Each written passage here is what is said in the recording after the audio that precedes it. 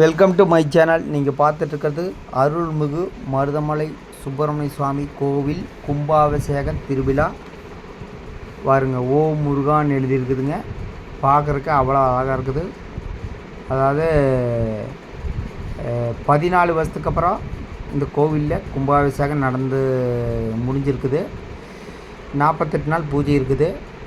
இன்றைக்கி பார்த்திங்கன்னா 30 நாள் தான் ஆச்சு. அதாவது இந்த இது கும்பாபிஷேக திருவிழாவோட வீடியோ தான். ஓ முருகா அந்த மலர்களால் அலங்கரிச்சிருக்க ஓ முருகான்னு எழுதியிருக்க கோவில் அவ்வளோ சூப்பராக சிறப்பாக பெயிண்டெல்லாம் அடித்து சூப்பராக பண்ணிட்டு பக்தர்கள்லாம் சாமி கும்பிட்டு அப்படியே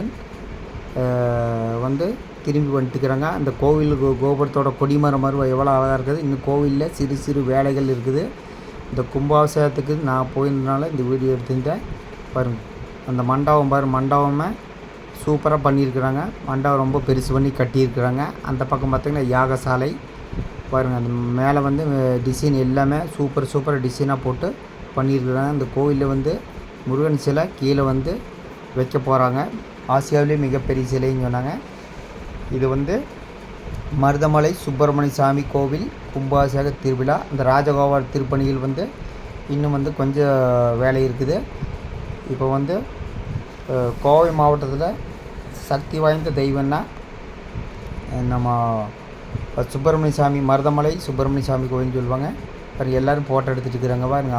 அதான் முருகனோட சன்னதிக்குள்ளே ஃபோட்டோ எடுக்க அலோடு இல்லை. அதனால் நான் வெளியில் ஷூட் பண்ணியிருக்கிறேன்.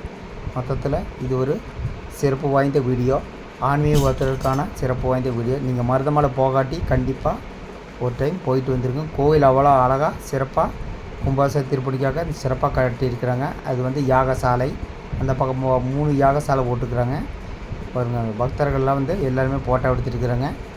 அதாவது மண்டபம் சூப்பராக பண்ணியிருக்கிறாங்க. எல்லாம் பெயிண்ட் அடித்து சூப்பராக பண்ணியிருக்கிறாங்க. மருதமலை சுப்பிரமணிய சாமி கோயில்னால் பேர் புகழ்பெற்றது நம்ம தாய் கடவுள் முருகன். ஓம் முருகா போற்றி, கந்த பவனை போற்றி, சரவணபவ போற்றி. ஓகே, அடுத்த வீடியோவில் சந்திக்கிறேன். நன்றி, வணக்கம்.